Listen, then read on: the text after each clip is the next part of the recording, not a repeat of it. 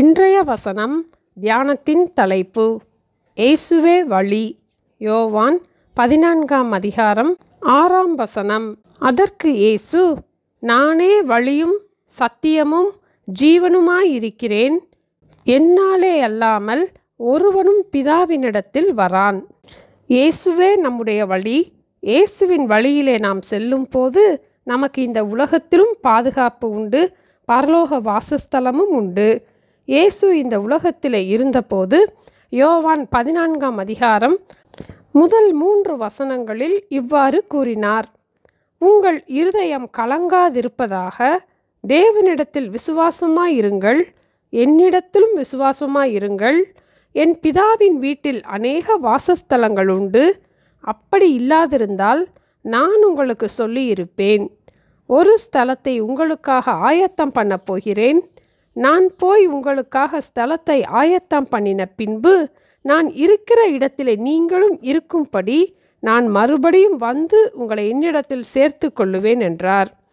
அப்போது தோமா இயேசுவை நோக்கி, ஆண்டவரே, நீர் போகிற இடத்தை நாங்கள் அறியோமே, வழியை நாங்கள் எப்படி அறிவோம் என்று கேட்டான்.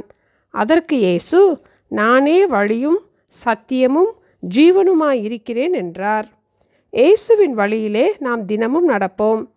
ஒரு நாள் ஆப்பிரிக்கா காட்டிற்குள் உள்ள காட்டு மனிதர்களுக்கு சுவிசேஷத்தை அறிவித்து அவர்களுக்கு மருத்துவ உதவிகளை செய்வதற்காக ஒரு மிஷனரி காட்டிற்குள் சென்றார். அந்த காட்டிற்கு வெளியே அவர் தங்கியிருந்த இடத்திலும் மருத்துவ உதவிகளை பலருக்கு செய்ததால் அந்த பகுதியிலே மிகவும் பிரபலமானவரானார். ஒரு நாள் காட்டிற்குள் போய் வியாதியஸ்தர்களை சந்தித்து மருந்துகளை கொடுத்து அவர்களுக்கு இயேசுவின் அன்பை பற்றியும் கூறி அவர்களுக்காக ஜெபித்துவிட்டு வரும்போது வழி தவறி அடர்ந்த காட்டுப்பாதைக்குள் சென்று விட்டார். மிகவும் பயமாக இருந்தது. அந்த காட்டிற்குள் ஒரு குடிசை தெரிந்தது. அங்குள்ளவர்களிடம் சென்று வழியை கேட்போம் என்று நினைத்து சென்றபோது ஒரு காட்டு மனிதன் அங்கு இருந்தார். அவரை பார்த்தவுடன் இவருக்கு இன்னும் பயம் அதிகரித்தது. ஆனால் அந்த காட்டு மனிதனோ இவரை சந்தோஷமாக வரவேற்றார். அப்போது இந்த மருத்துவர், நான் மருத்துவ உதவிகளை செய்ய இங்கு வந்தேன். என் மிஷனரி வீட்டின் வழி எனக்கு தெரியவில்லை. தயவு செய்து வழியை சொல்லுங்கள் என்று கேட்டார். அவர், நீங்கள் தனியாக செல்ல வேண்டாம், நானே வந்து உங்களுக்கு வழிகாட்டுகிறேன். எந்த காட்டு மிருகங்களும் உங்களை தாக்காதபடிக்கு நான் பத்திரமாக உங்களை பார்த்து கொள்வேன் என்று கூறி முன்னே நடக்க ஆரம்பித்தார். நீண்ட தூரம் சென்ற பின் மிஷனரிக்கு இன்னும் பயம் அதிகமானது. காரணம், ஒற்றையடி பாதை கூட அந்த இடத்திலே இல்லை. அடர்ந்த மரங்களுக்குள்ளும் புதர்களுக்கும் இடையே அவர் கூட்டி சென்றார். அப்போது இந்த மருத்துவர், இந்த இடத்தில் பாதையே தெரியவில்லையே, இந்த வழியாகத்தான் நாம் போக வேண்டுமா அல்லது வேறு வழி உண்டா என்று கேட்டார்.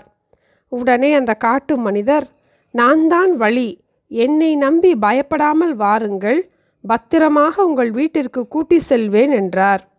அந்த மருத்துவருக்கு பயம் நீங்கி நிம்மதி வந்தது. அதற்குள் அவருடைய இருப்பிடமும் வந்துவிட்டது. பத்திரமாக உங்கள் வீட்டிற்குள் போய்விடுங்கள் என்று அந்த காட்டு மனிதர் கூறினார். இதுபோல நம்முடைய உலக வாழ்க்கையிலும் பல முறை நாம் வழி தெரியாமல் தவிக்கிறோம்.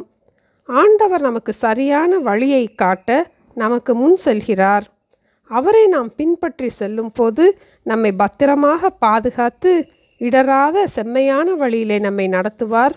நம் பரம வீட்டிற்கு நாம் போய் சேரும் வரை அவர் நம்மை கைவிடவே மாட்டார். காரணம், இயேசுவே வழியும் சத்தியமும் ஜீவனுமாயிருக்கிறார். ஜெபிப்போமா? எங்களை நேசிக்கிற எங்கள் அன்பின் ஆண்டவரே, இயேசுவே வழி என்பதை எங்களுடைய வாழ்க்கையிலே அறிந்து கொள்ள எங்களுக்கு கிருபை கொடுத்ததற்காக ஸ்தோத்திரம் அப்பா. ஒவ்வொரு நாளும் உத்தம இருதயத்தோடு நாங்கள் தேவனை பின்பற்றி வருவதற்கு எங்களுக்கு உதவி செய்ய ஜெபிக்கிறோம் அப்பா. கர்த்தரின் வழி உத்தமர்களுக்கு அரண் என்ற வசனத்தின்படி கர்த்தருடைய வழிகளிலே நாங்கள் நடக்கும் போது இந்த உலகத்திலும் எங்களுக்கு பாதுகாப்பு உண்டு.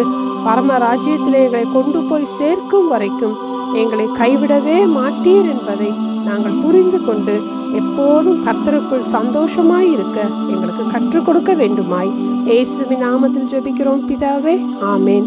Thank you. Have a blessed day.